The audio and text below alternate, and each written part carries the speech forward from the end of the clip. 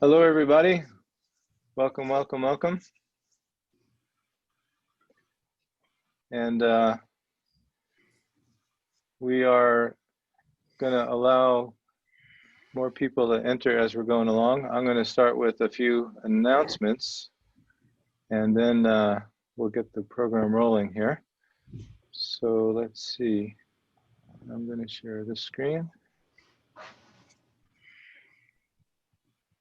Let's see. Participants.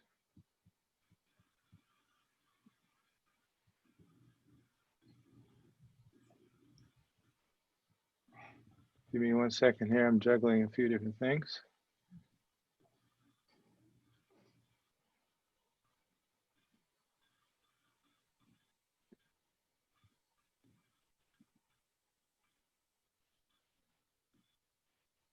Okay, got it. Okay, so as more people are coming in, I just want to say welcome to Interface, and I very much want to acknowledge and appreciate it, those of you who have sent some donations in to keep us going into the spring and into the summer. As you know, today's presentation is with Elder King Harris. His topic is the peculiar relationship, descendants of slaves and their holders, and we'll be starting with him in a few minutes. So before that, a few announcements. For next month, November 16th, I just want to give a little plug for our next speaker, Roland Evans, who is going to be addressing the topic of spokes of the sacred wheel, prayer, meditation, fasting, pilgrimage, and retreat. Roland has been a speaker for Interface in the past, and he was well received, and we welcome him back. I don't know if he's on right now or not, but just want to give him a heads up and give you all a heads up about the next program. That's not on the 13th unless you've changed dates to Monday. Oh, I said 16th. Do you see 13th? The 16th is a Monday. The 13th is a Friday. Oh, okay. Well, thank you.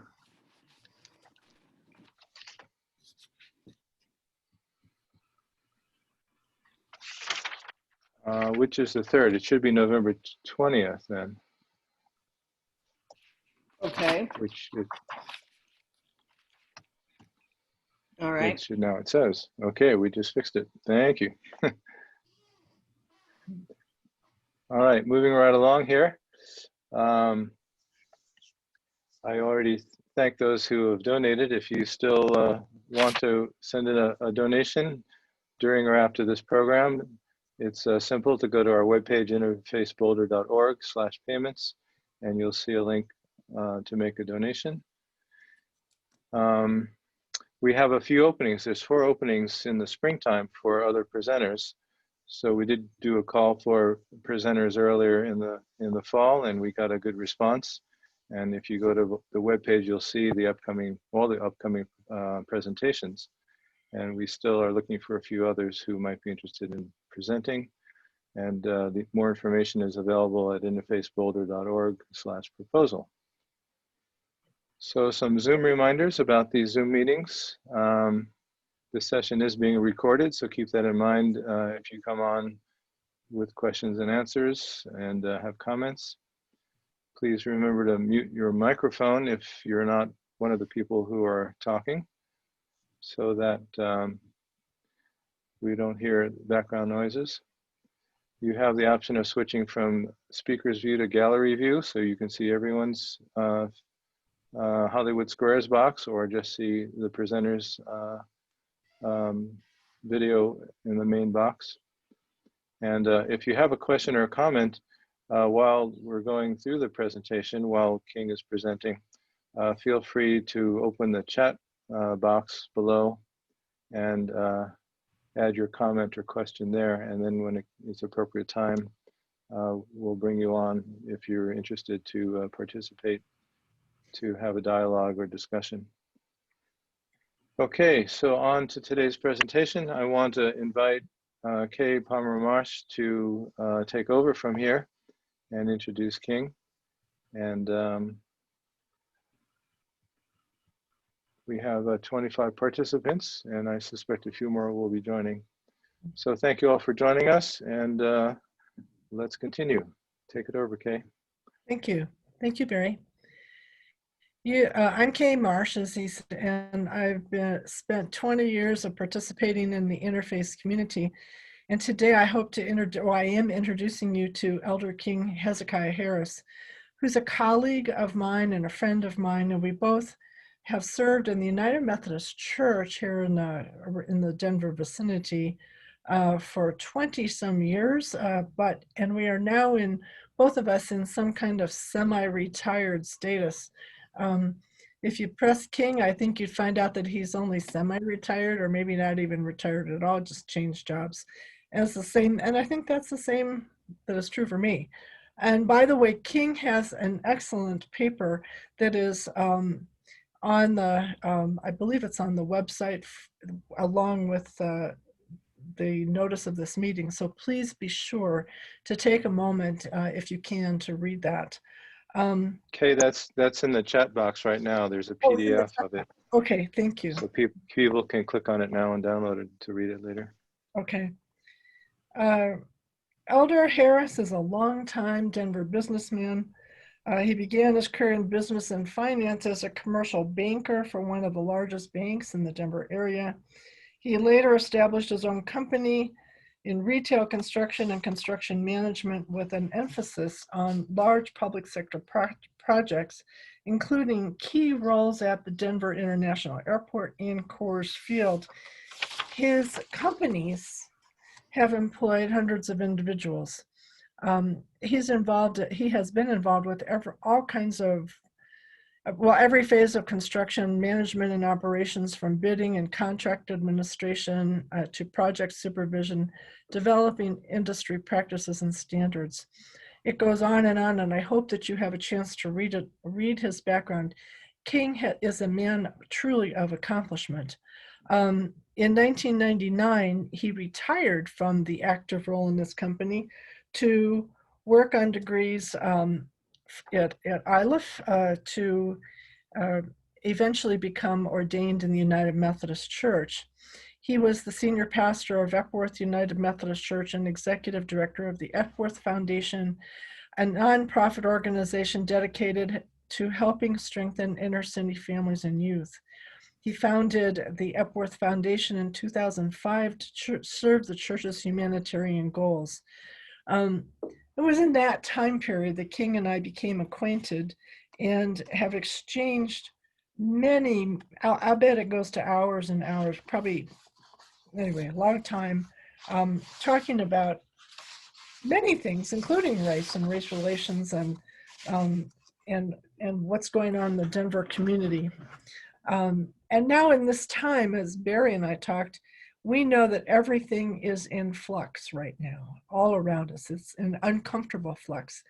And sometimes I think we think that everything seems new, but it certainly isn't new at all.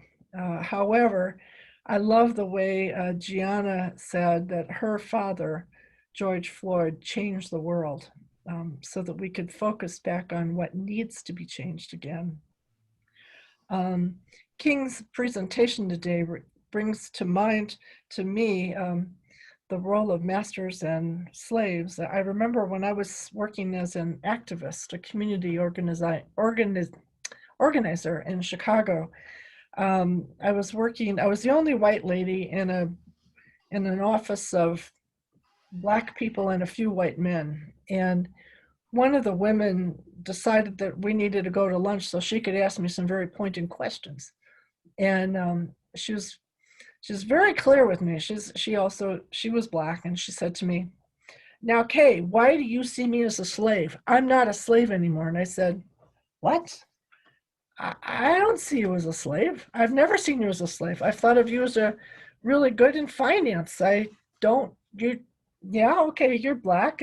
You're from the South Side of Chicago.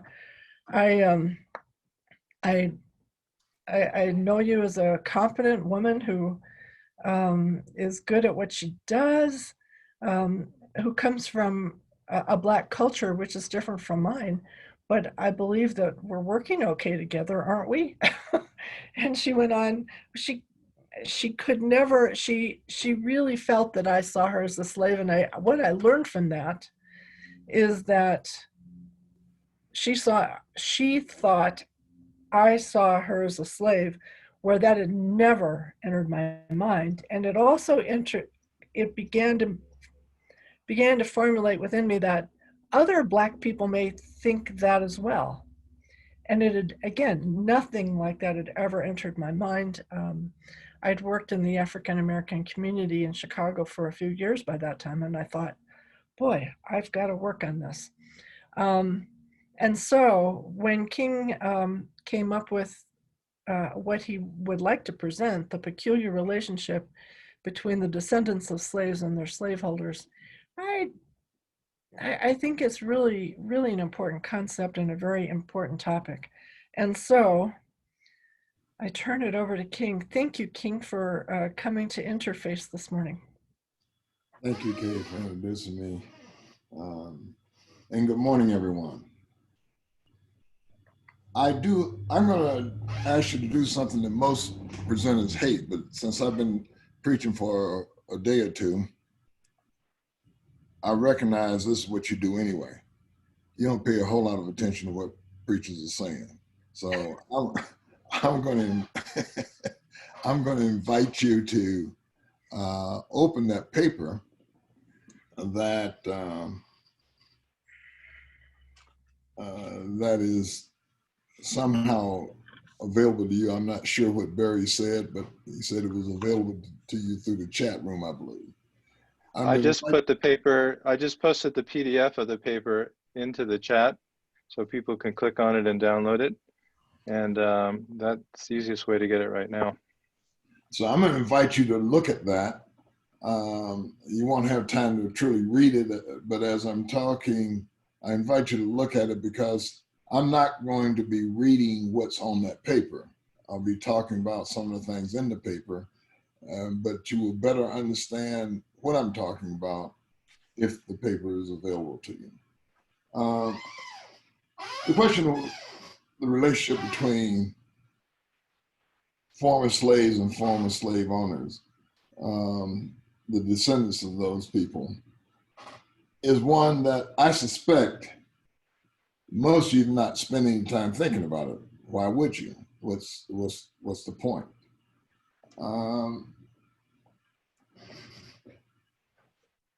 You will find, I believe, that while you may have friends that are African American, while you may have been in contact and close association with various African Americans, you will find that you have very different views about life. I am reminded of the O.J. Simpson trial, and I'm sure that many of you have heard the analysis of that. Most white folks thought he was guilty, and most Black folks thought he was not. Same information presented to each. But because we see life so differently, you come up with different conclusions. Now, I contend that African Americans know white people a whole lot better than white people know white people. And my contention of that comes from the vantage point of, at least that when you're as old as I am, you had to know white people. You had to know what they were thinking, otherwise your life might come to an abrupt end. You had to know how they were processing what they were seeing, otherwise you were in immediate jeopardy. I was born in South Carolina. And because I was born in South Carolina, I have a view of life that comes from the South. Now, I don't know how many of you spend any time in the South, but we all have heard about what happens in the South and how it operates. as I say, I'm well aware that people don't normally ask you to go read something while they're talking, but I'm again going to invite you to do that. Because I don't know whether you recognize it or not. You know, when you catch the measles, you become immune to the measles, which is an interesting issue given where we are today with COVID-19 and so forth.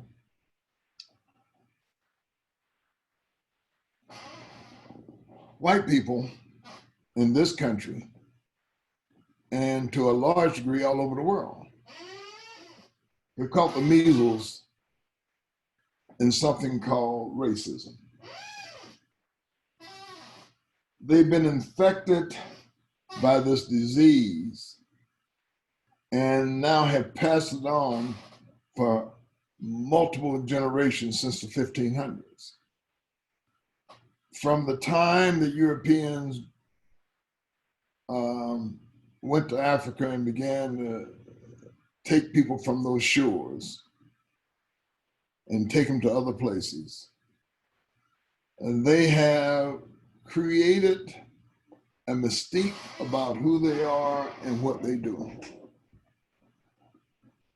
When we came to this country in 1619, an interesting thing happened. The first group of people to come to this country were Angolans. And they came to Jamestown, and most people don't recognize the fact they served as indentured servants. It is thought that they spent about 14 years as indentured servants. Two of those people married, and they were freed from the indentured servant and became citizens of the area. What most people don't realize is that they became prominent citizens of the area. They amassed 250 acres of land, and with that land, they were well established. Then something happened. They had two elder sons, and those boys amassed another 600 acres. So between the family had a total of 850 acres of ground. They suffered a disaster. And then what happened? Interestingly enough, their neighbors, white people, also immigrants of the land, did something amazing. They forgave their taxes for the rest of their lives. That's a pretty amazing feat. Because you see, at that point, everyone hadn't caught the measles. Everyone was not infected. Everyone didn't know that they weren't supposed to like these Black folks from Angola. Because as far as they're concerned, they were all just English people. Once you became a member of that society, i.e., you became a part of this country, you were English, at least in the 1600s. You were English. And consequently, they were treated like any other English people. Time went on, and something else happened. We began to have the understanding that if you don't have to pay somebody to work for you, you can make a greater profit. This country was founded by a man, was founded with a group of men. But one of the most prominent of that group was a man named Thomas Jefferson. Now, I got to tell you, TJ was a piece of work. he was an interesting character. He was a young man who found himself studying law. And one of his earlier cases was a lawsuit against another slave owner to free a slave. Strange, wouldn't you say? There's an old R&B song. Okay, I don't know if you know this one. I know you hung around us a while. Ain't that peculiar, peculiar, baby? You tell me lies that seem so obvious to me. Stay away so long, I can't do without you. Every time you kiss me, girl, I love you that much more. Doc Rivers said it this way. Y'all don't know who Doc Rivers is, Glenn Antone Rivers. It is amazing. This is a recent thing that he said. It is amazing why we, that is the people of African descent, who forebears of slaves, why we keep loving this country and it does not love us back. That's got to be a pretty strange relationship, if you will, peculiar relationship. Why do you say they don't love us back? Because you don't see us as full citizens of this country. And though most of you would say that, oh, I don't think that way. You live in the Republic of Boulder, so I know that you are liberals. You live in the Republic of Boulder, so I won't make some generalizations about you, just as people always do about other people they don't know that well. You live in a place where everybody is supposed to be free to live their lives according to the way they want to live their lives. But I would contend that because you are infected with this disease, that there are some subconscious things that you think about African Americans. Things you may not even be willing to admit to yourself that you're thinking. You know the stereotypes. African Americans are ugly, poor, dangerous, welfare queens.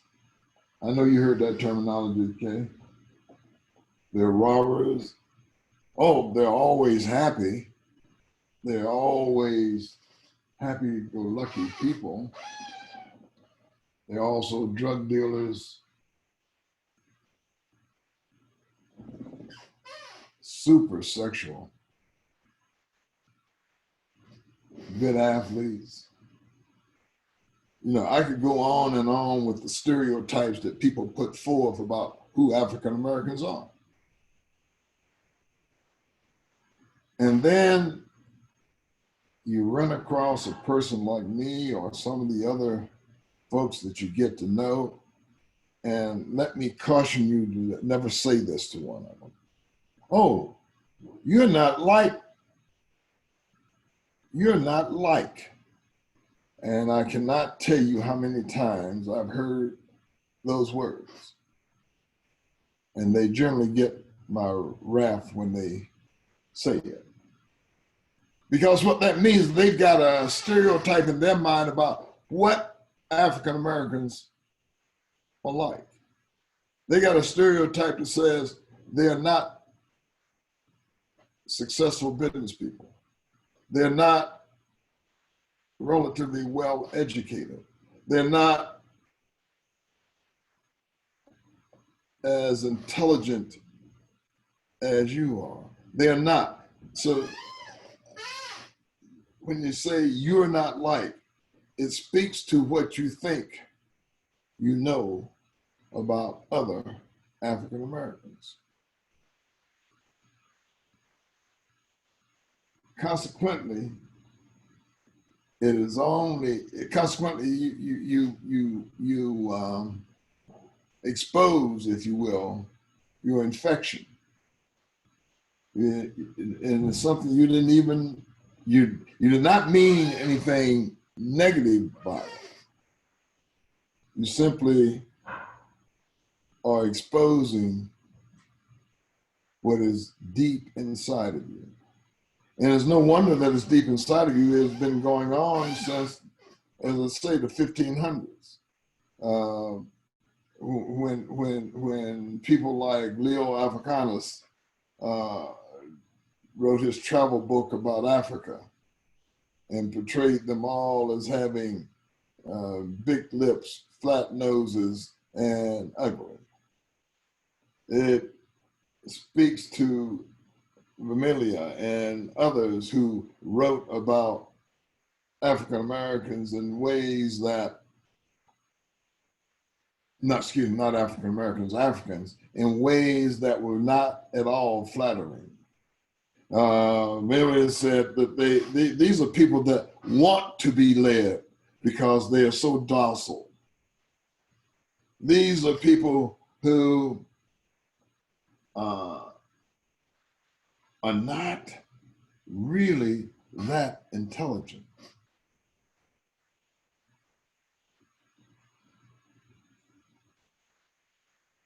Their language is so primitive. You know, one of the things they came up with, I don't know if you remember this from your history, but one of the things they came up with was a polygenesis. That is, there must be, we believe the Bible, so Genesis must be correct, that everyone came from an atom. But there must be different atoms that these black folks came from. Those in the apes came from that atom, while on the other side, we came from a European atom, and all these other people came from another atom. Such foolishness, such foolishness. By the way, all of y'all know you're really black, right? Y'all figured that out. All of you come from Africa. Whether you came from there, you came from there a long time ago, but all of you really are Africans. That's because all of us are Africans from a Genesis vantage point. We move to the time of the United States of America. Barry, would you let me show you something that was in the original draft of the Declaration of Independence. And this is the writing of Thomas Jefferson. Jefferson says, he, meaning the King of England, has incited treasonous insurrection in our fellow subjects with the allurement of forfeiture and confiscation of our property. He has waged cruel war against human nature itself, violating its most sacred right of life and liberty in the person of a distant people who never offended him, captivating and carrying them into slavery into another hemisphere to incur miserable death in their transportation thither. The practical warfare, and I don't know this word, and I meant to look it up, of the infidel power is the warfare of the Christian king of Great Britain, determined to keep open a market where men should be bought and sold. He had prostituted his naked for suppressing every legitimate attempt to prohibit or to restrain this incredible commerce. You can take that down there. You see, that was part of the original Declaration of Independence, written by a man who owns slaves. Like I say, TJ was a piece of work. He was brilliant, but he was a piece of work. I'm sure you all know at this point that he had a mistress who was his wife's half sister, had children by her, but he never freed her. Now, she could have walked away when they were in Paris, because by that time, France did not have slavery. All she had to do was walk out on the street and she would have been free. But there was something that kept her there. I have no idea what. TJ decided he would free his children, but he never freed, I don't know what to call it, his concubine. When he was in the White House, his opponents accused him of having a black wife because she went to the White House with him. So he was a piece of work. But he also said something in that document that was going to resonate with the notion of freeing all slaves.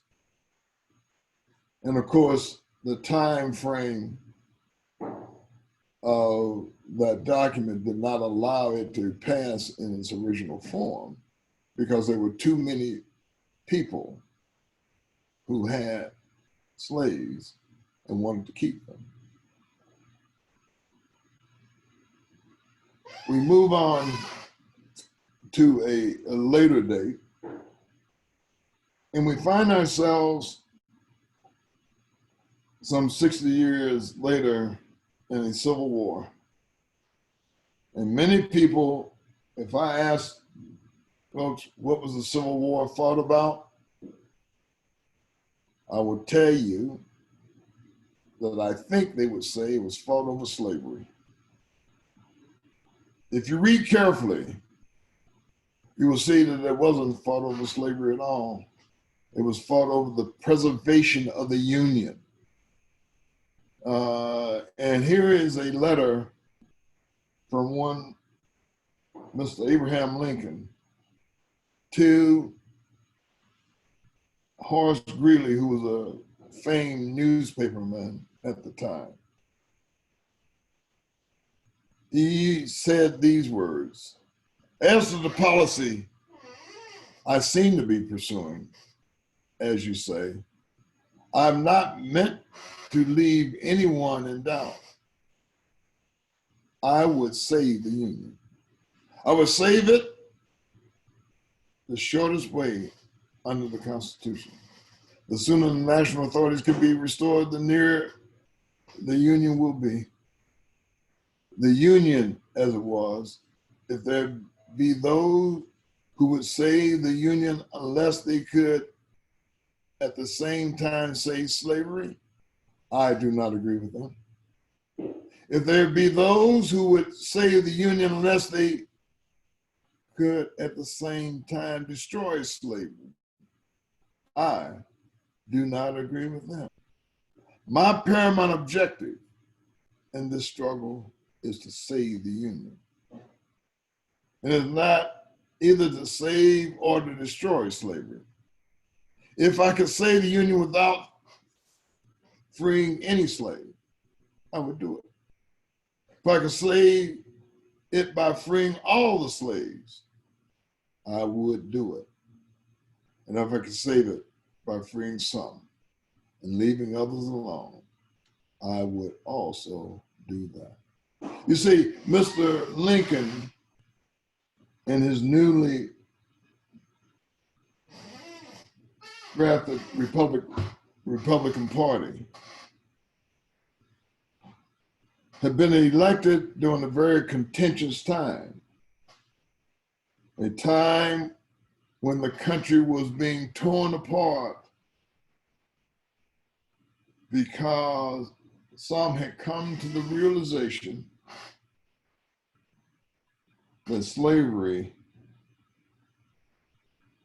was indeed a sin against God and a sin against man. Now, from a theological vantage point, let me digress. You cannot sin against man. You can only do wrong against a man or a woman. All sin is sins against God. We find ourselves still struggling with the notion that African Americans whose children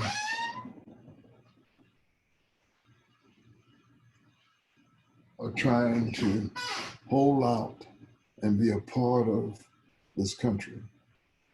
We find ourselves still struggling with the notion that we can do nothing to save them. I'm only one person. What can I do? How can I be effective in this? The relationship between us and today's, if you will, descendants. And by the way, when I use the word descendants of slave owners, I'm lumping all white folks into that category. All. Why do I lump all of you into that category? Simple. You all, every one of you, have profited by the fact that slavery existed in this country. Each of you, while you don't take personal responsibility for it, each of you have profited by that as a reality. So we maintain this relationship of almost seeing us as equals, but not quite. And I believe, obviously I can't know what's in your mind, I believe that most of you would say, well, I don't think of Black people in that fashion.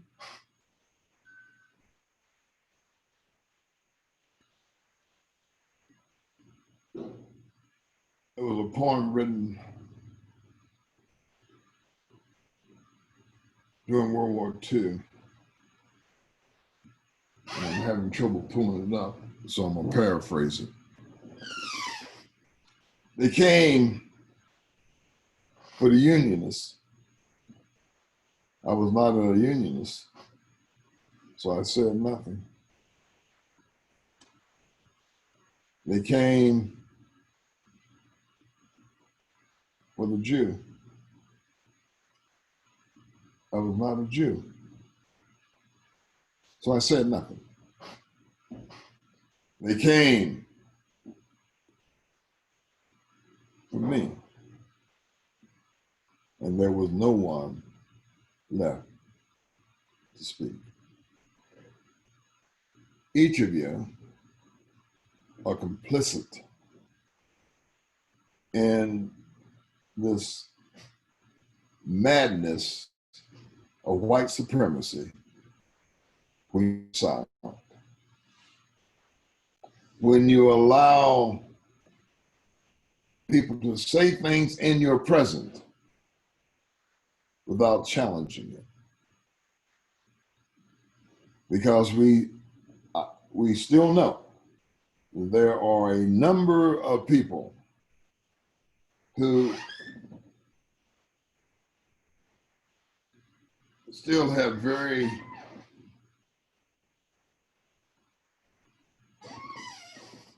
negative thoughts about who Black people are. Mr. Trump, when he is speaking about Mexicans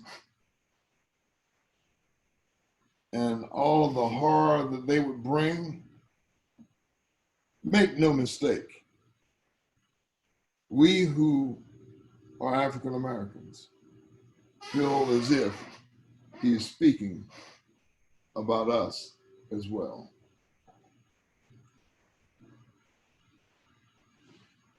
I'm trying to look at my notes.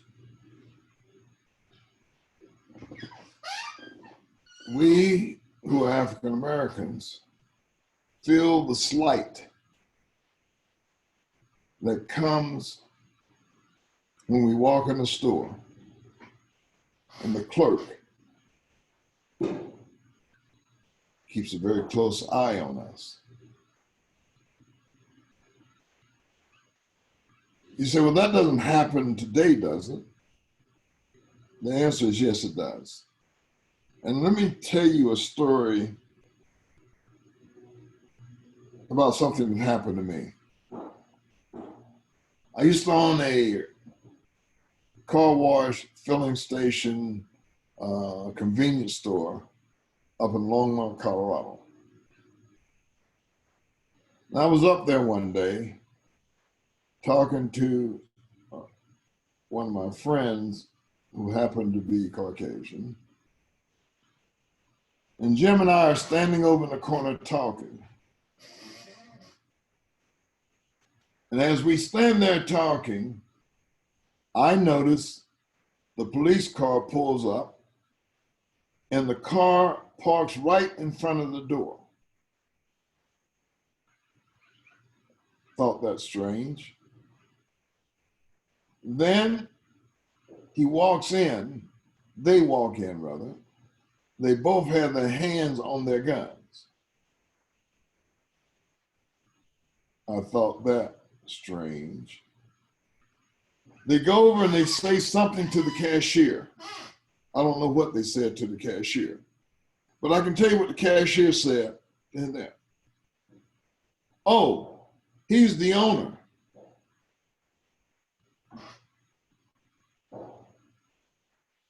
The cashier inadvertently pushed the panic button and said he was being robbed. And in so doing, invited the police there. When the police got there, they saw one black face in that store. The guy that owns it. But that's not what they saw.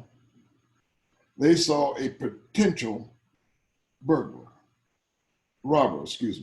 They saw a potential robber. And that is why policemen today kill so many African Americans, because they still see us as robbers, as thieves, as something less than. And if you talk to a policeman who feels that way, he would tell you he doesn't feel that way, because he doesn't know he's infected. He doesn't know that the infection has spread throughout his entire being. And as a result, he reacts to what he is as to what he thinks, as opposed to what he thinks he is. Now we have come a long way. I am encouraged.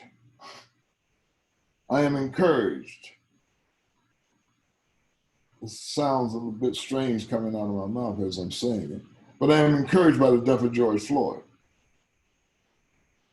And the reason I'm encouraged is that something different is happening today than what was happening in the 60s. In the 60s and the 70s, the people who were out on the street protesting about civil rights were almost all black. Now, there were a number of white people out there too, don't misunderstand me.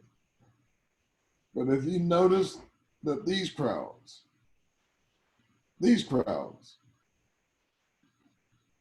are mostly young white people. Young white kids that have grown up in an era that says we no longer can stand by as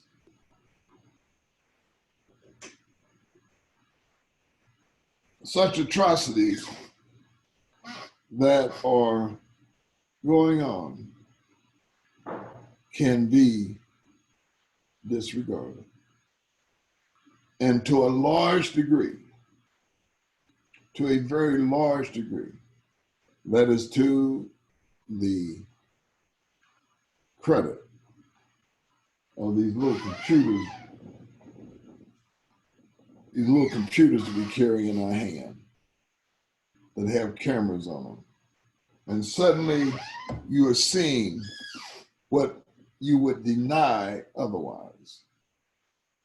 You're seeing the mistreatment of people. And you cannot come to a conclusion other than that mistreatment is a result of their skin color. And as you come to that conclusion, you are awakened by that conclusion. And then begin to act on your awakenings. Now, I'm just about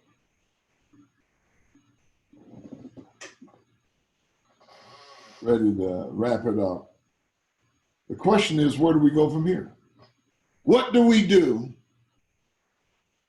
now?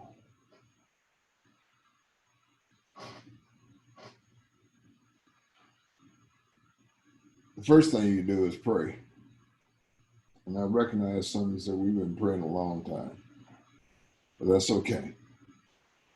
That's okay. The children of Israel was in bondage for 430 years. They were in Egypt for 430 years. Interestingly enough, we've been, if you take 14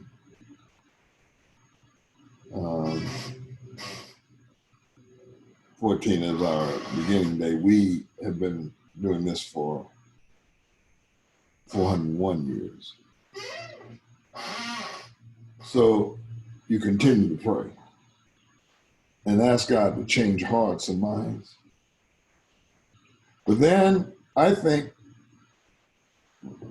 start with, I'm no social scientist. Don't have a bunch of answers, but I have some ideas. I think we start by advocating for the establishment of a Truth and Reconciliation Commission, similar to the one they did in South Africa. You start, by the way, not asking the government to do it. You start at your own houses of worship. You start where you are. Booker T. Washington would say it a little differently. He said, put your bucket down where you are. That is, work in those places where you are. We need to work to reform the justice system.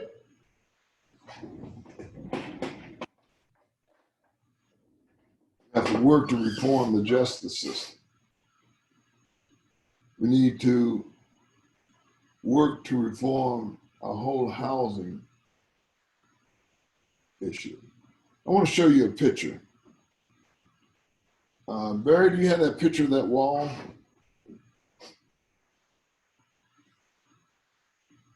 There's a wall in Detroit, Michigan.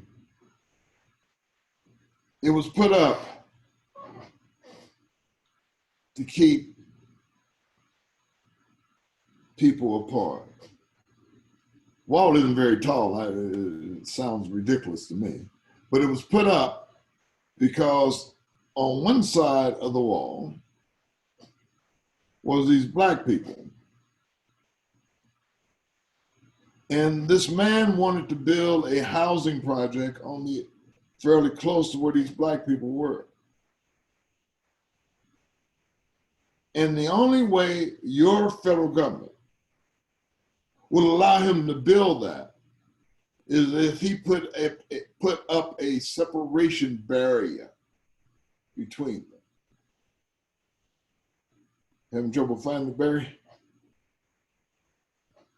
that's the houses. That's the houses on one side of the wall. And those houses, if you go down next, you'll see houses on the other side of the wall. And now this is the wall. Can you zoom in on that, Barry? The wall? Black people have decided just to paint the wall because they live on both sides of the wall now.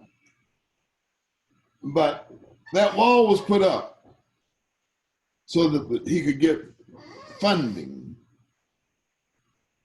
to build his houses. And when we get to the Q&A, I'm gonna ask you which houses you think he was building and which were already there. But this is the kind of discrimination that caused Black people to have less in their wealth building because the federal government would not finance a Black person buying a house, but they did finance white people buying houses. They would not finance a Black person building houses, but they did finance white people building houses. So we got to resolve this whole issue of housing. We got to resolve it for the homeless. I think Mr. Kennedy said it best. The nation will not be judged for what it did for the rich and powerful, but what it did for the least among you.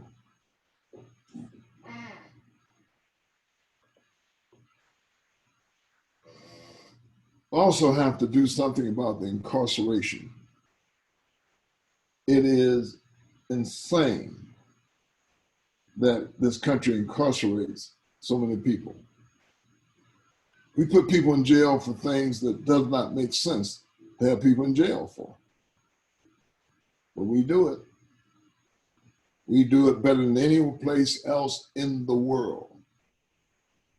We got more people in jail per capita than China does.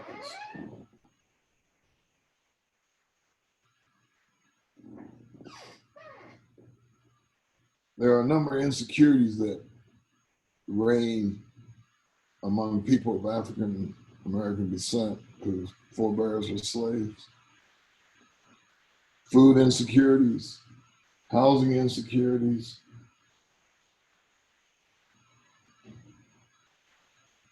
and public education insecurity.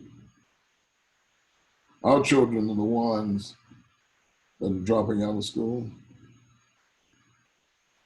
By the way, another personal note aside, they told my mother that I would be lucky if I could earn a living because I was a moron.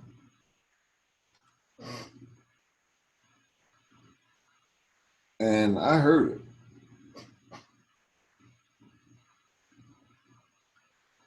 Years later, I dropped out of school in the 8th grade. Years later, I wanted a job, but they told me the only way I could get this job is if I had either a high school diploma or an equivalency. So I decided I would try to get this equivalency. I went down to Emily Griffin Opportunity School. I asked the man if I could take the test for the high school equivalency. He said, well, you probably ought to study first. I said, I don't have time to study. The job's open now. I need this job. I want this job. He said, well, I'll let you take the test, but you really ought to study first. I sat down and I took the test. Went back the next week and he said, you passed the test, you ought to consider going to college.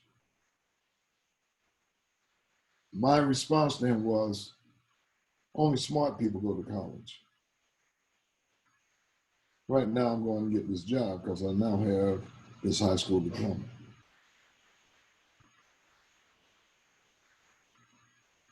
They told me I was a moron, and I believed what they said. They didn't say it directly to me, they said it to my mother. And I believed what they said. It wasn't a function of my intellectual capacity. It was a function of how the people at that school saw me. And I know many are thinking, well, you're 80 years old, so that was a long time ago. Believe me, those scars are still being put on children today.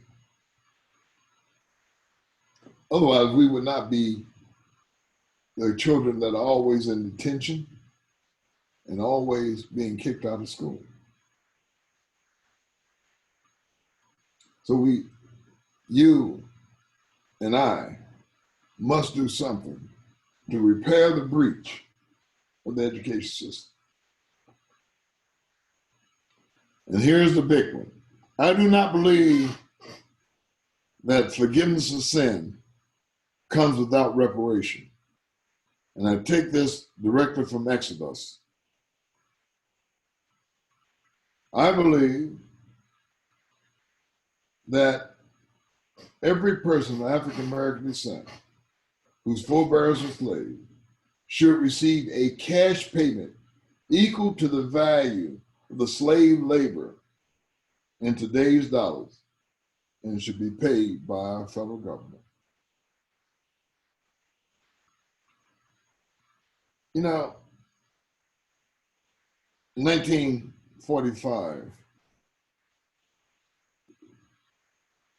1944-45, we this country made a decision to rebuild Western Europe. And they did it at a cost of about $10 billion at the time. Totally rebuilt Western Europe into a powerhouse.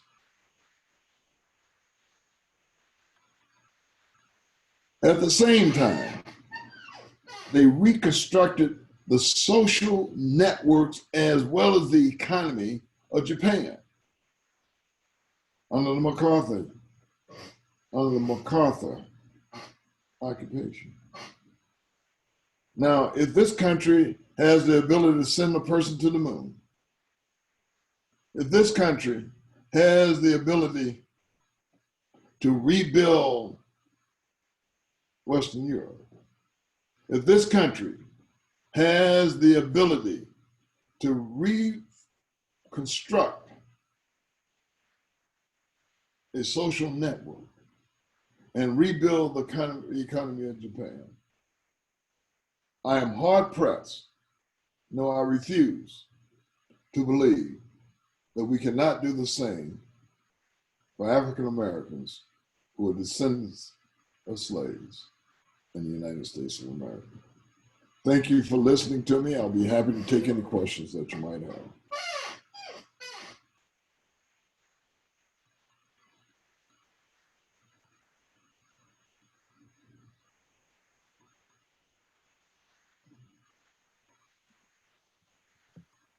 King, this is Kay.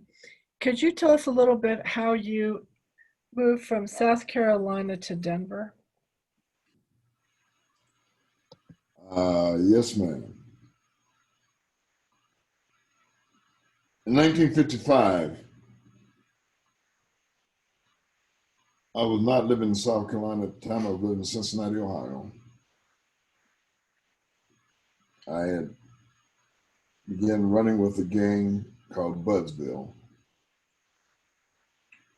And one night, one of the boys I ran with got killed. And another one, the rival gang, was picked up and taken to jail. And I decided I can't live like this. I got to get out of here. So I lied and went into the military. And I was 15 years old.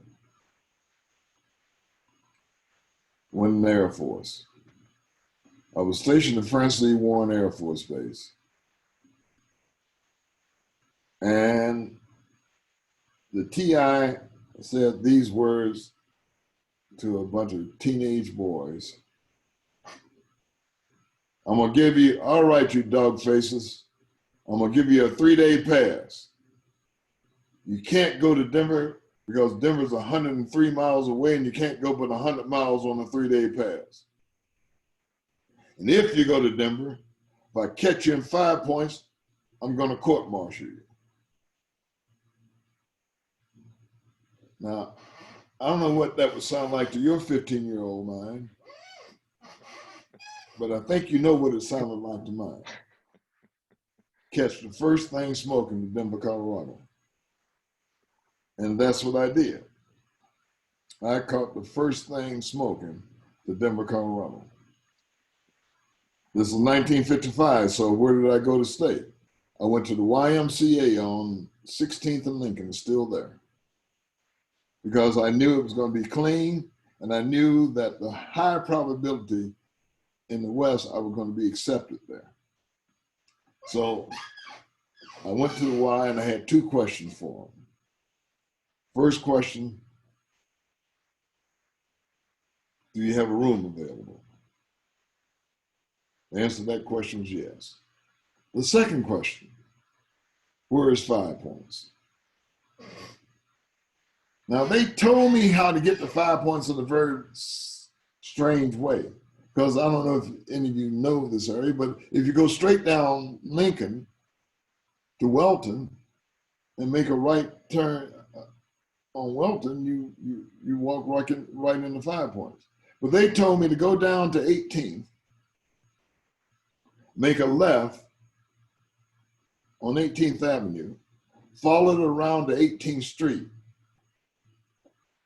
and then make a right on Welton. Very strange thing happened. And there's a bar there. The bar is still there today. The bar is a different bar. It's now called McCormick's. But before, it was called the Pink Lady. It had a woman sitting in a cartoon woman sitting in a champagne glass. And I trust none of you will take offense at this description, but this is the way I saw it. As I was walking past this bar, this old little bitty white man who looked like somebody needed to throw him down and iron him out because he was so wrinkled, and his funny looking little dog stopped me to say, "How are you doing?" And I can't tell you anything that the man said. Really. I don't remember any of his words. I can remember this. He made me feel as if I was welcome. Coming out of the Queen City of the East, the gateway to the South, and out of the South, I made a decision right then, right there, when I decided to marry and settle down, I was coming to live in Denver. That's how I got to Denver. 1960, my brother was stationed in Laurie Air Force Base, and I was out of the military by then. Remember, it was 55. I was out of the military by then, and I had proposed to a young woman by the name of Einstein. So the criteria had been met. So I came to Denver with my brother. I brought her out here on her honeymoon, to her honeymoon in May. She got here June 2nd of 1960. And she was on a honeymoon until she died 5 years ago. That's how we got to Denver.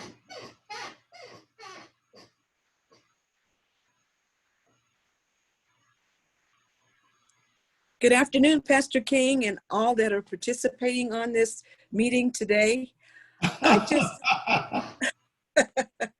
I was just thinking what you were saying, about how you got here and just how God had purpose and destiny and how he always kind of plants the way for us to follow his way, you know, especially you're listening to him, but you ended up here. But I think this is a very exciting study, expose that you've done, and it contains a lot of information.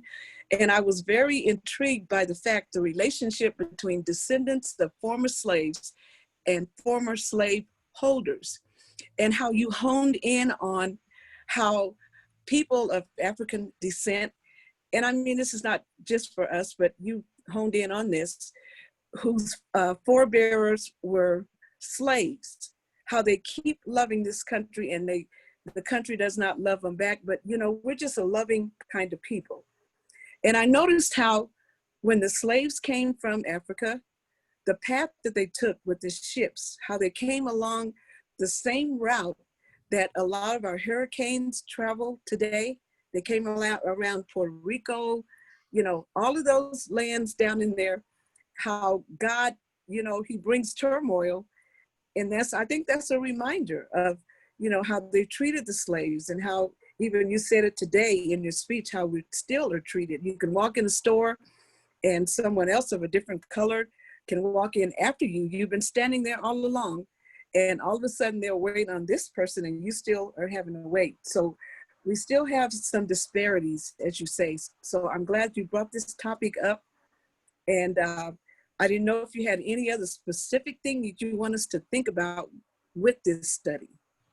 Well, as I said, if you look at the paper, I lay out 5 very specific things that I believe would work towards lifting us towards a equal footing. The Marshall Plan. The Marshall Plan is critical if you're going to have African Americans survive as full citizens of this country. Reparation. You should pay for what you got, as opposed to the fact that you stole it. Okay. So those are the things I think needs to happen. Okay. Thank you. Appreciate that. Good to see you, Sister Carolyn. Thank you so much for that. Thank you. I was wondering, King, jumping ahead, this is Kay again. Can you talk a little more about the Truth and Reconciliation Commission in South Africa? So not everybody's familiar with what that was about. After Nelson Mandela was released from prison, one of the things he insisted on was that retaliation was not going to be the way of that country, but rather they were going to try to come to a conciliation with the former oppressors. They were going, now that they were in charge and ruling the place, they were going to do things differently. They were going to act justly as they walked humbly before their God. So they put together this group who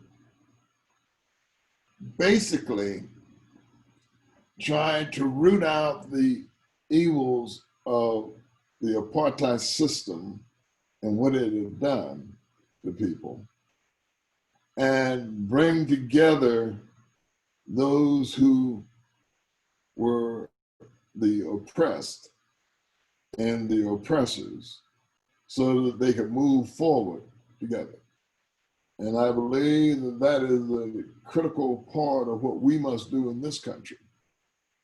We've got to find a way to bring together the oppressed and the oppressors so that we can move forward together. And I know that many of you feel like you are not an oppressor. Like I said, you live in the Republic of Boulder. How could you be a repressor? If you don't speak out against injustice, if you do not act against injustice, you're complicit.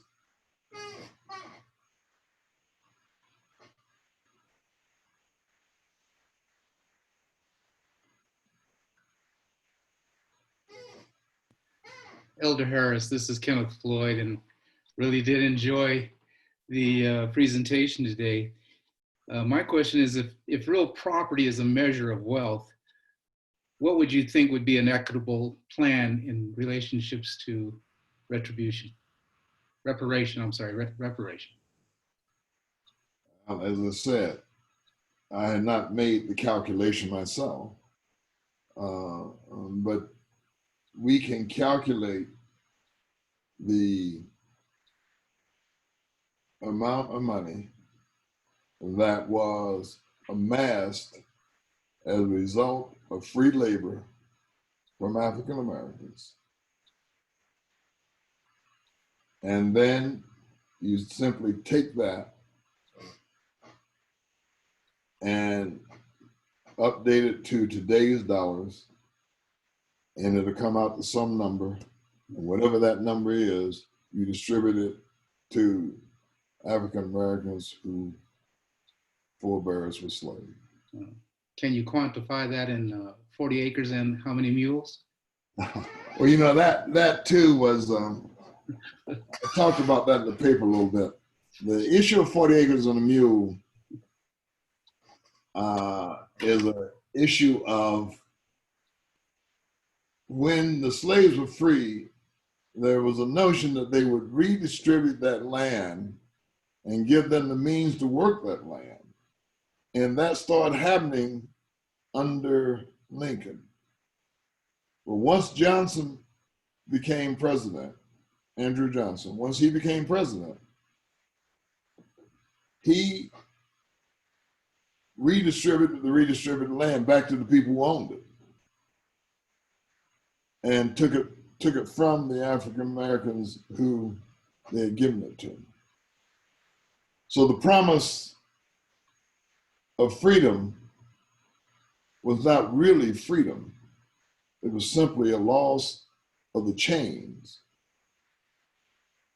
and soon a return of the whip.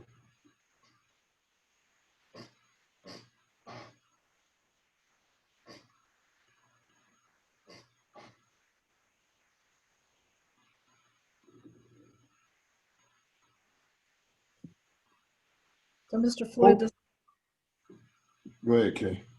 okay, thank you, Mr. Floyd, for your question. Other questions? I hope others had an opportunity to just kind of peruse the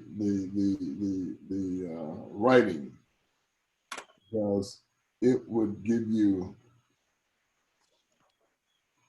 I think it would give you the ability to ask a number of questions. I don't want to monopolize the conversation because I always do. You can ask my grandma. Go for it. You know, but I have like a million questions, but I don't want to monopolize. So anyone jump in once you got your question, okay? Because otherwise I'll be here all day and all night. First of all, you know, I'm complicit. I've always felt complicit. I could give my house up, but that wouldn't be enough. My $1 million house that I bought for $395 in 2000, you know, how can I compensate for the people that came before me that massacred and murdered, you know, like the deaths, like it's a small thing to give them, you know, give back the land or the work or whatever. But, you know, and I think that's probably what causes a lot of people is an extreme level of guilt for things that aren't completely unreparable. Now let me first say, we don't want you to give up your house. We want you to keep your house and keep doing good work towards bringing the races together. But I do believe that it is the responsibility of the federal government to compensate descendants African Americans who are descendants of slaves. It is their responsibility. And I know that many people say, well, that would break the federal government. It wouldn't break them any more than they already broke. The federal government could do this if they chose to.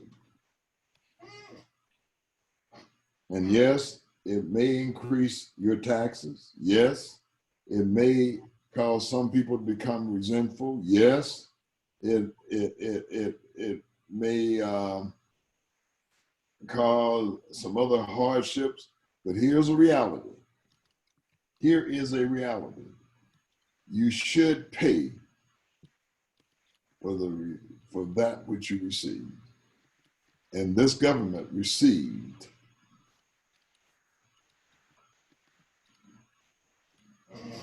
unjust labor from subjected people. Something else that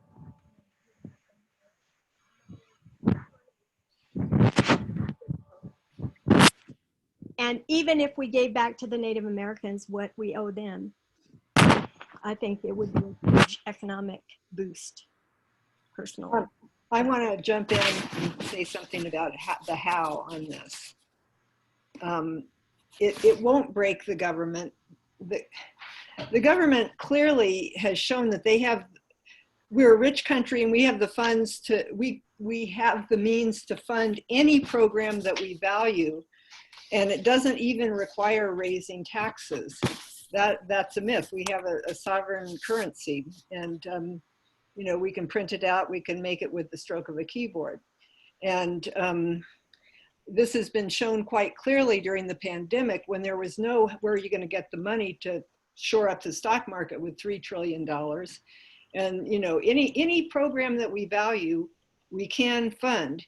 If we're not paying attention and put too much cash in the system, we can get inflation, which would not be good. But we have not reached the level of inflation that the government thinks is ideal. We haven't even gotten to that level in a long time. And, you know, we could easily fund, you know, giving money to everyone who was a descendant of slaves. It's not a problem if we value it. And the country doesn't know, or a lot of people pretend like they don't know that they can do this. I do believe that that some of the people in the federal government do know that they could make money available if they wanted. But we have to pretend that that's not possible so that we can have political arguments. Well said. Well said. I mean, we can't even agree that people have a right to health benefits. I mean, it's crazy. It's ridiculous, yeah. I have a question. I'm wondering about distribution of reparations and what thoughts you have, how you identify the recipients, or whether there's some organizational distribution, whatever you're thinking. I'm thinking both. The Marshall Plan would raise people's ability to make a living. Are you familiar? If you're familiar with the Marshall Plan, you recognize. I mean, you can recognize that they took a country that was totally, almost obliterated. They took countries, not a country. They took countries that were almost totally obliterated and brought them back in 10 years because they decided to do it. Last speaker said, we just got to decide. They took a country, the country of Japan, which was a very different system for thousands of years, reconstructed it and reimagined what their country ought to look like, because they decided that it was worthwhile doing it. Our last speaker was absolutely on point. We simply don't value, the contribution that was made by the slaves who were part of this country. You don't value the fact that we have taken what belonged to the American Indian.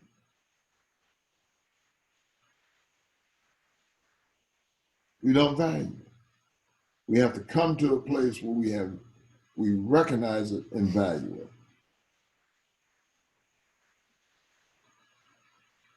I'd like to make a I think we comment. have a comment from Sylvia Cordy. Sylvia, do you want to join?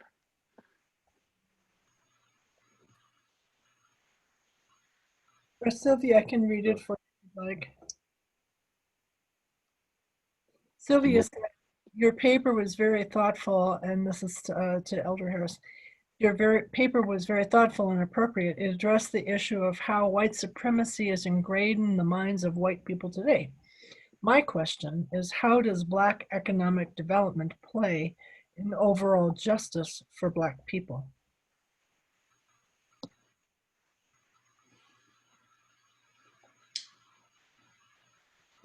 When you have economic development, it means that I will use the tired old cliche of the Republican Party, a rising tide raises all the boats. But you got to have a boat in order for it to be raised. Economic development is that boat. Economic development for African Americans began to put us on an equal footing. Economic development would cause us to be, as Dr. King said, I can't change, but maybe I can't change what you think, but I can change the way you act. Economic development will cause them to act, cause people to act differently. So I think economic development is extremely important to the making of citizens to be fully empowered as citizens. Also, the vote. You must vote. I had to throw that in. Y'all recognize during this time, I have to throw in the notion, you must vote. I do care who you vote for, but I'm not going to tell you who to vote for, but you must vote.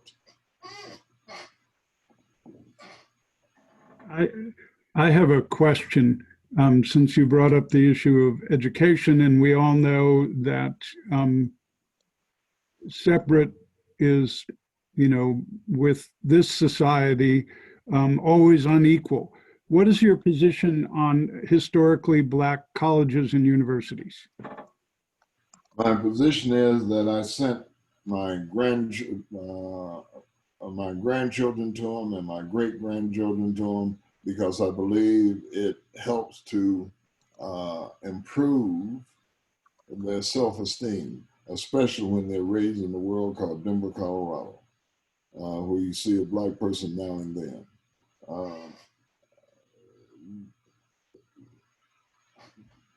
Historically, Black institutions have had a greater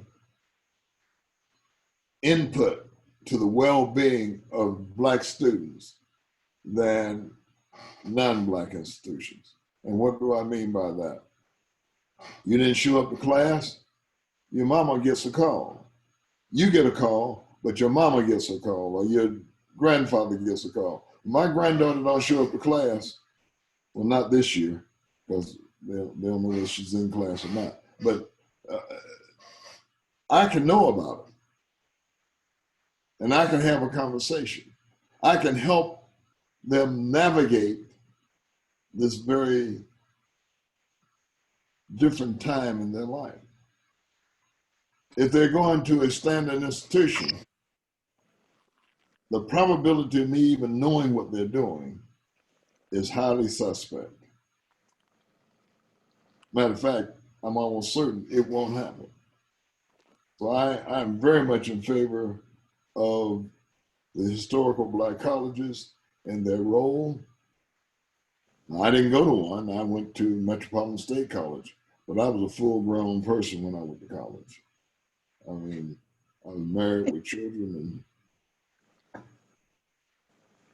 So it was a little different. But when you have these young people who need additional guidance, I think a Black school is very important to their well-being. That's not to take away anything from non-Black schools. What I mean by that, I have friends who went to Morehouse and then they went to Yale. I have friends that went to Morehouse and then they went to Stanford. I have friends that went to Spelman and then went on to Harvard. So I don't have anything against it, but there's a grounding that occurs in these historical Black colleges that I think is important. And hi, Pastor King. Thank you for your presentation. This is Felicia George. Just want to chime in a little bit more on historically Black institutions versus predominantly white institutions as it relates to the development of students, right?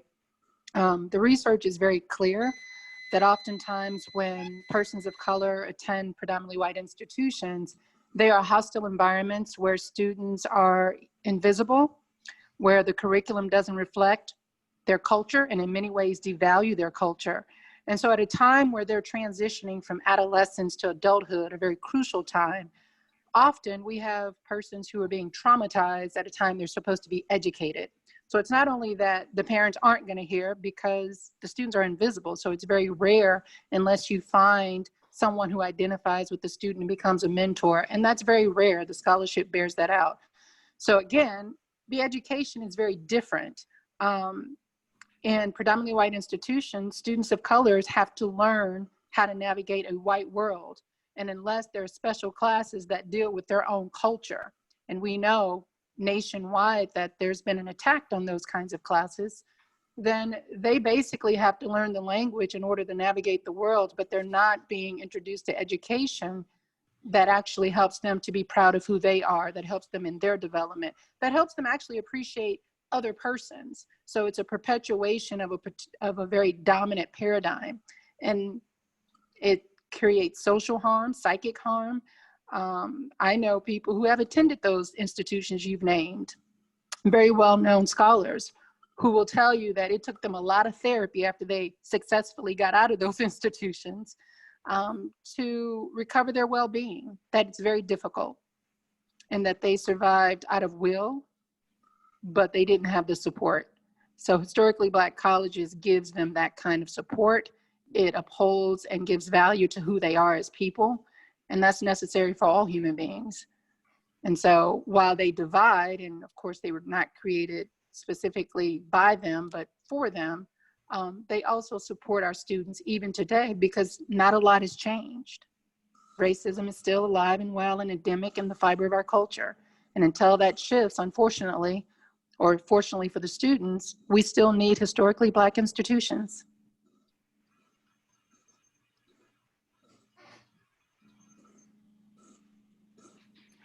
Thank you so much, Felicia. Thank you so much. Thank you.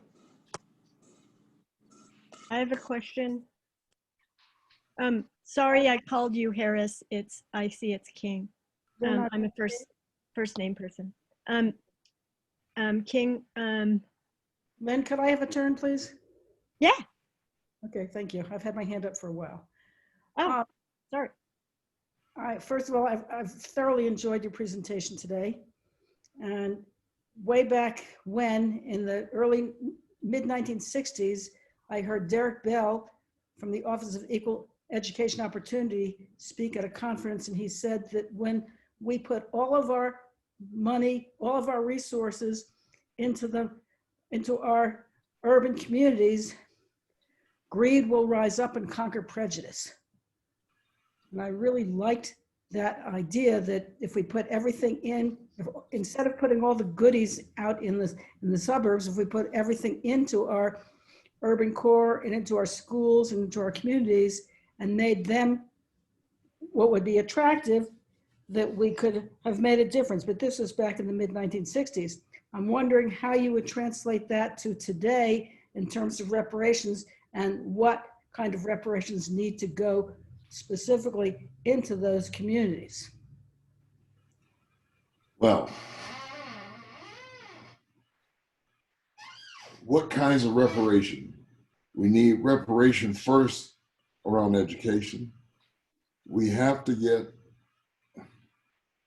my father was one of the smartest men I know, but that's the way I feel about him. That's a picture of him up there on that wall. He had a second grade education. But if you asked him for any passage in the Bible, he could tell you where it was, where it was found, and could repeat it verbatim.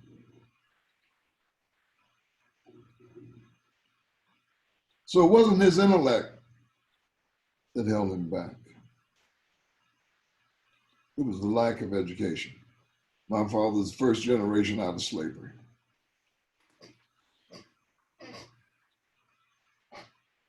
First and foremost, we must educate.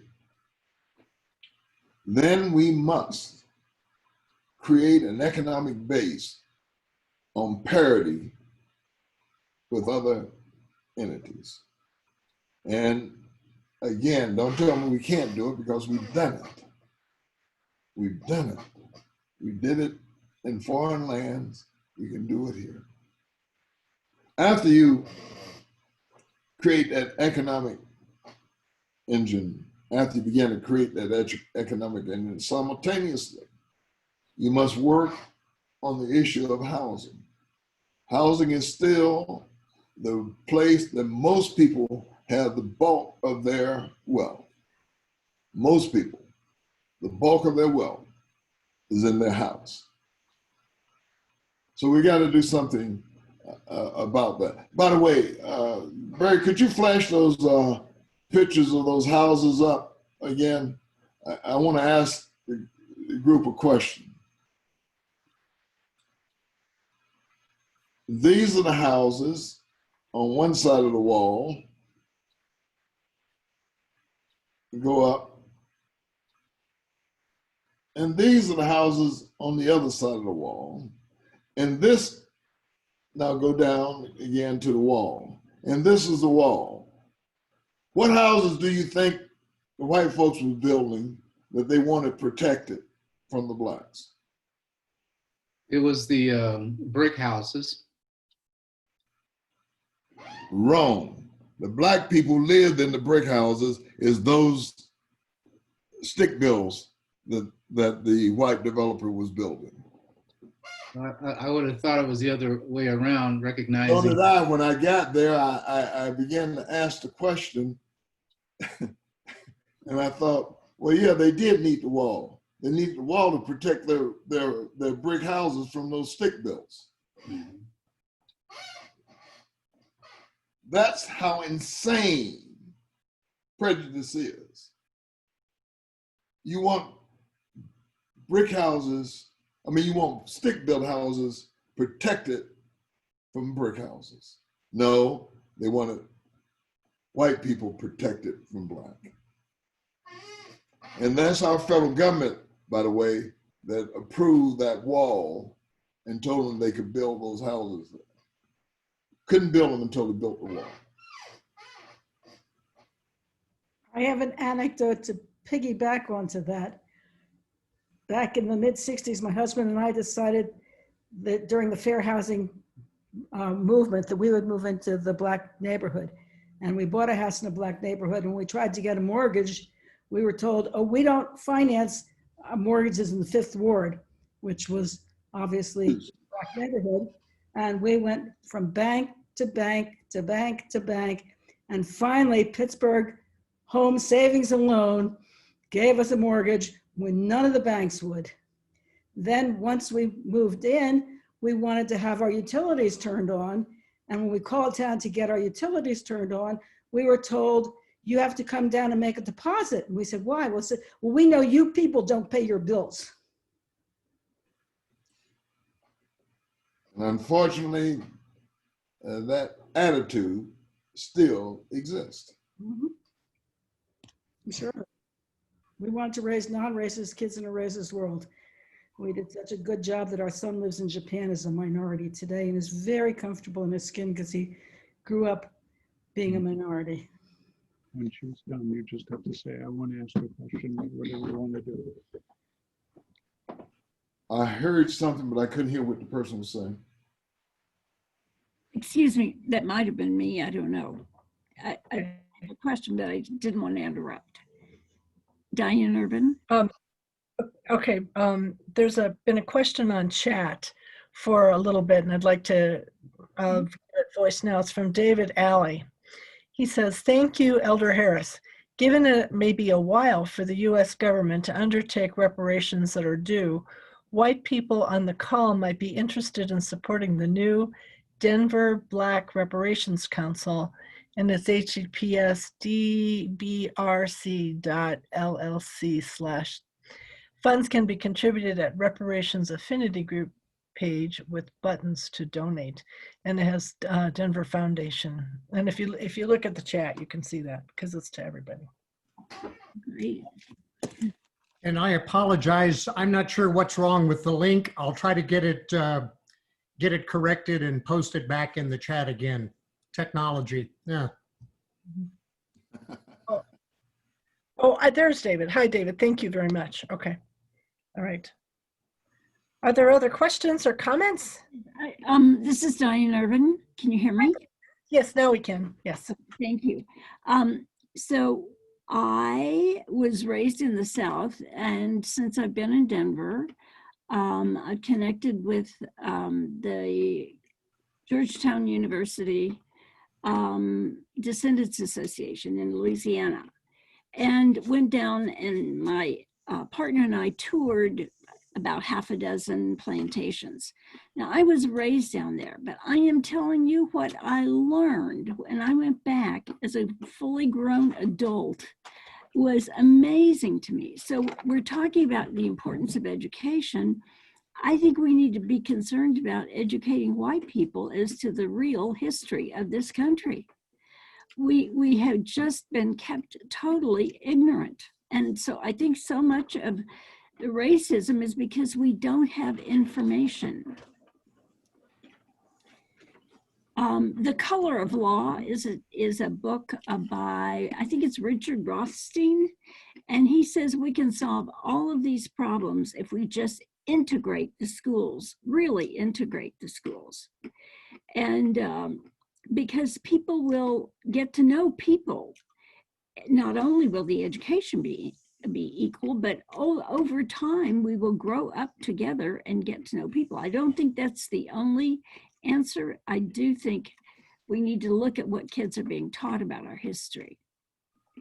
You know, in the paper, I talk a little bit about those who are integrationists and those who are separatists. I didn't talk a lot about that one, that issue, but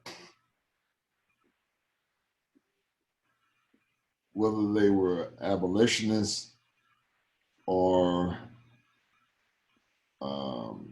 integrationists, in the 1700s and 1800s, they still had a negative view of Black people. Dr. Mathis, who's one of the greatest, I guess I got a few preachers online here. And Mathis was considered one of the greatest preachers to come down the pipe. He was an absolute racist. Absolute and total racist. I don't know how that happened, but I just got a woo woo woo on my computer.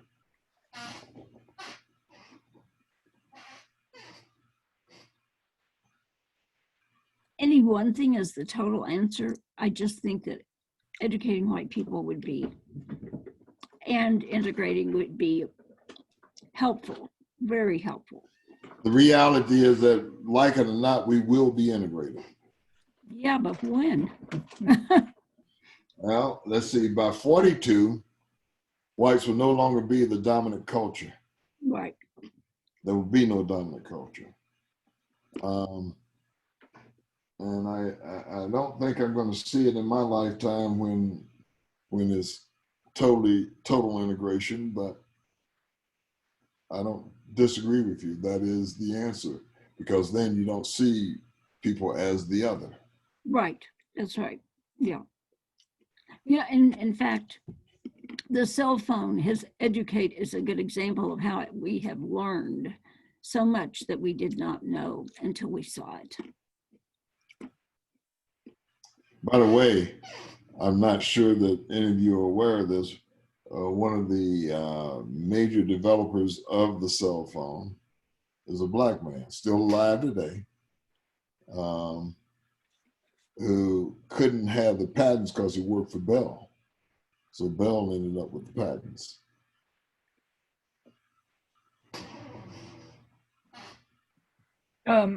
Reverend King, excuse me, Elder King, this is Kay again, have there ever been bills introduced to Congress or somewhere about the Truth and Reconciliation Commission type thing? I'm not aware of any such bill ever being introduced. What is his name? Congressman. If anyone remember the congressman's name, please chime in, but that was John Conyers, I believe it was. John Conyers every year would put up a bill to start a commission, and it never has gone anywhere. It's the same as the restorative justice. And it's a chicken or the egg thing.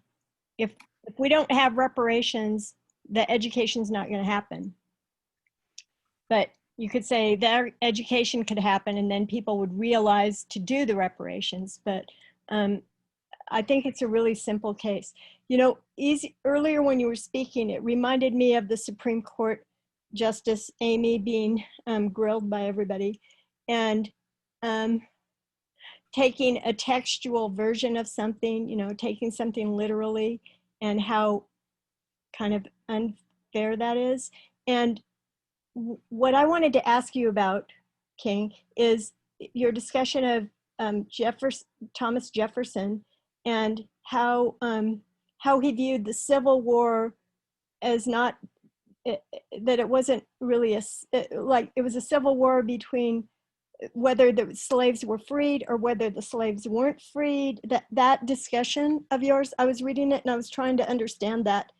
My small brain can't, it takes a while to process that. That was a letter from Abraham Lincoln to Horace Greeley. Horace Greeley had written.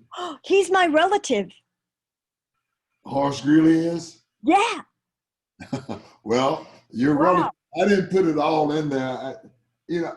There was so much stuff that I could have put in there that I had to figure out what I was going to cut out. That's a long paper as it is. But Horace Greeley had written an editorial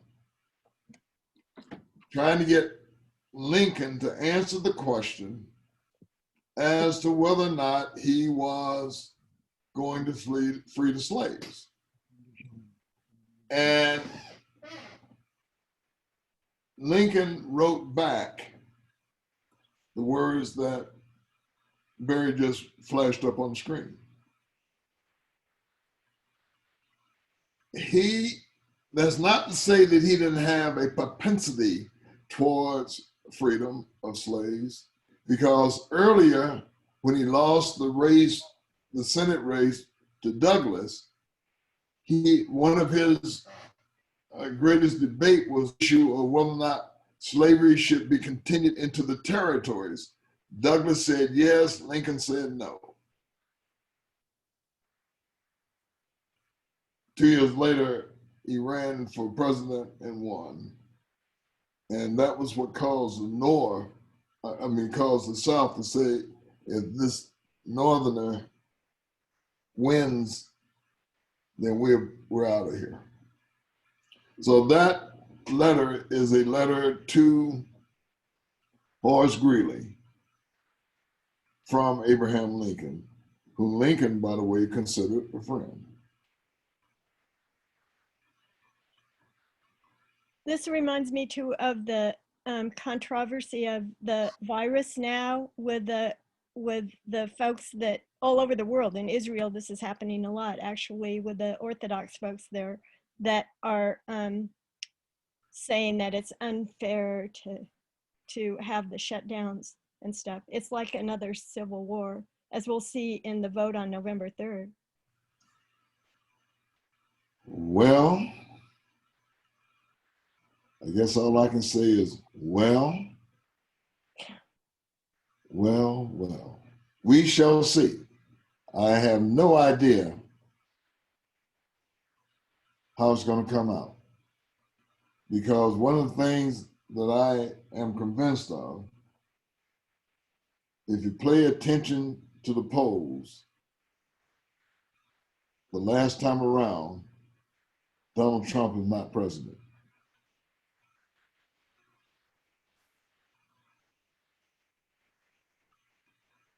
So the polls, as he would say, only counts on the day of the vote.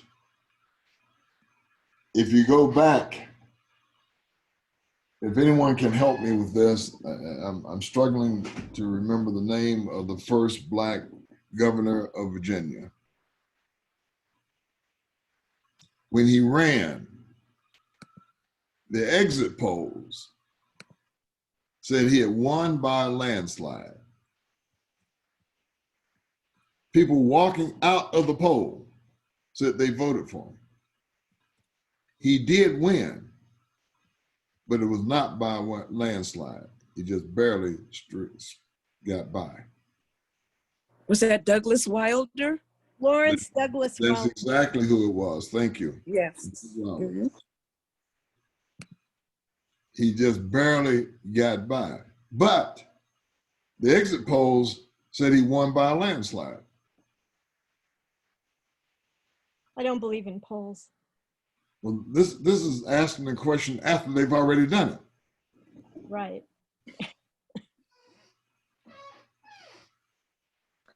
King, if I could, this is Kay again.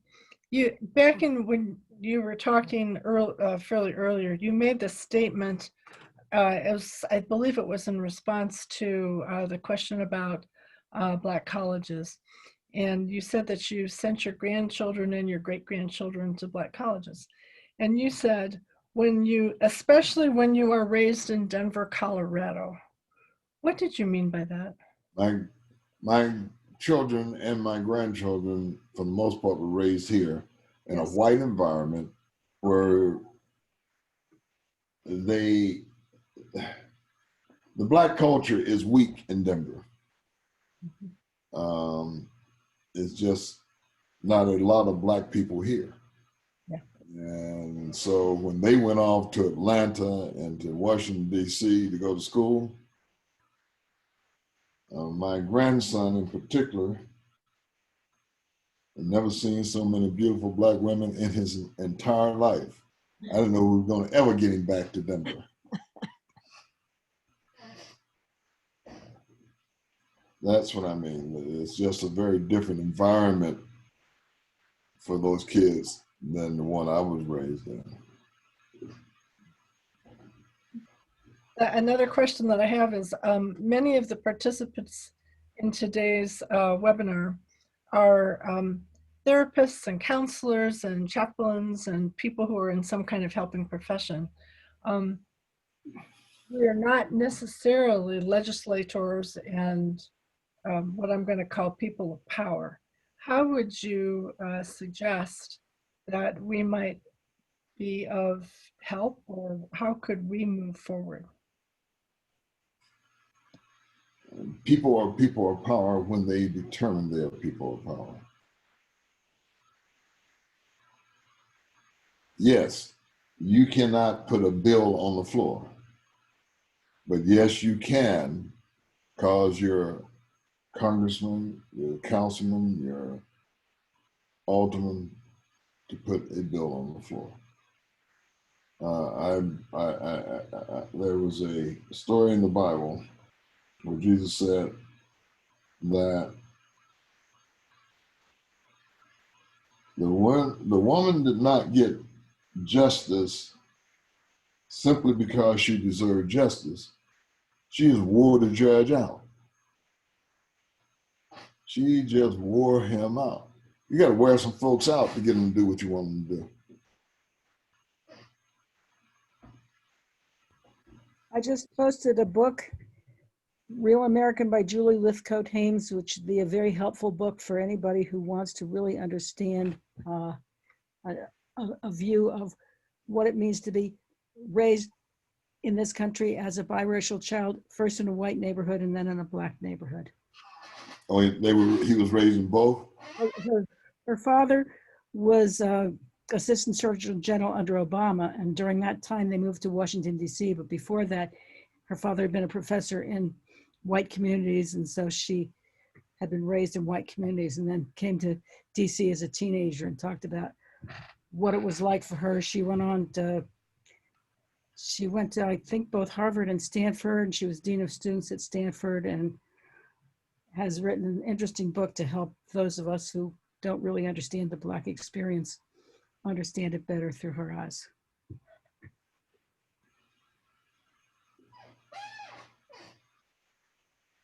King, do you believe in Albert Einstein's quote about how many times you keep trying to do something over and over again? You have to help me with this quote. I'm not sure. Does someone have it? Someone can say it better than me.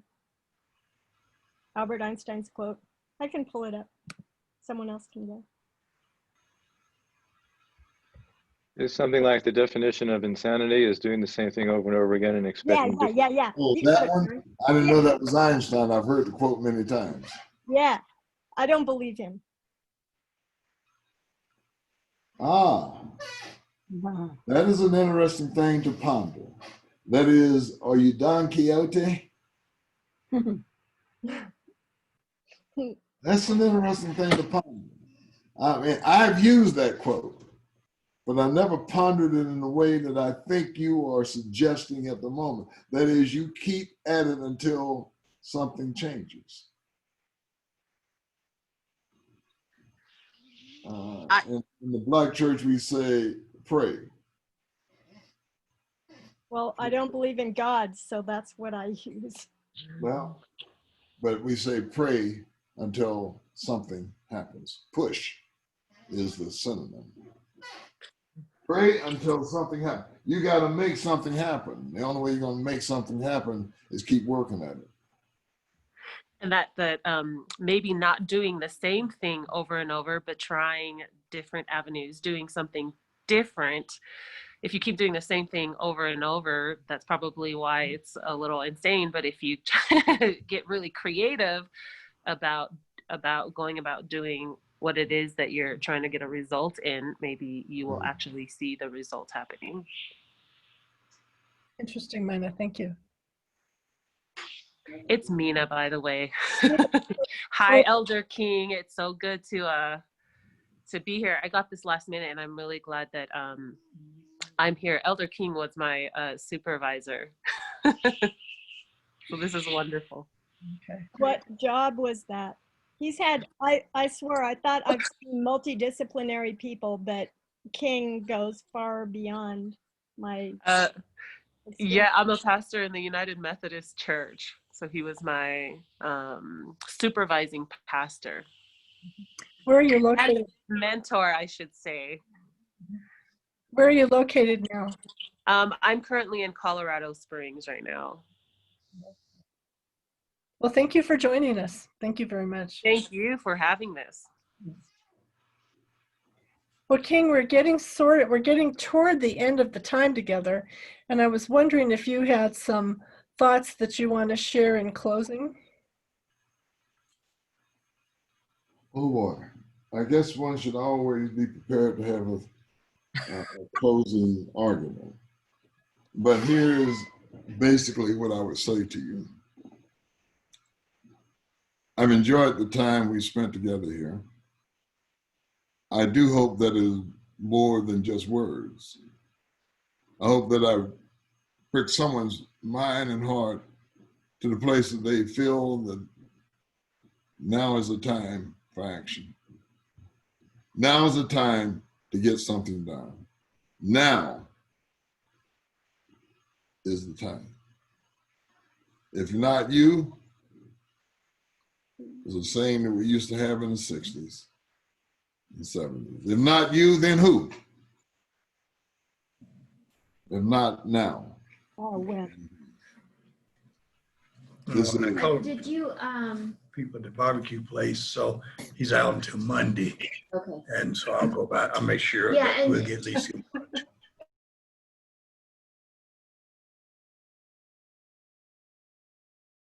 I want to thank you, King. To have an integrated meeting like this remotely is the best we can do, especially during COVID, to try to bring the two communities together. I remember a conversation you and I had, a brief conversation on the phone that I kept thinking about that has to do with how we remain in our separate domains, our separate communities.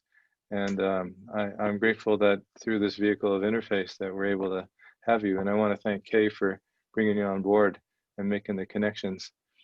And I'm grateful for this session that you gave us or led us through. So thank you so much. I unmuted everybody in hopes that we'd give you all an applause there. So we can unmute yourselves and clap and wave. Okay. Thank you. We wish we could give you a standing O. King, I want to see if I can get that letter somehow from Lincoln to my relative, Horace Greeley. I'll post it for you, Lynn. Sweet. I'll put it on the webpage, our interface webpage on King's page. I'll send it to my cousin that follows all of our family stuff. Yeah, cool. Okay, with that, I want to invite all the newcomers that have been on the call here to come back to continue to participate with us. We continue to have these monthly conversations, each one on a different topic. And I'll just put up the screen here with the link. Oh, it's not that one. Can I ask a quick Anything else? question? Sure. King, are you going to share this with in other spaces? Elder King? Is he still on? Barry muted me and I hadn't noticed. Barry. Oh, I'm sorry. I muted everybody. I'm happy to share it with anyone that is interested in it. Okay, Recorded. It was recorded, right, Barry? Yes, it is being recorded, and we'll make this video available with King's permission. Absolutely.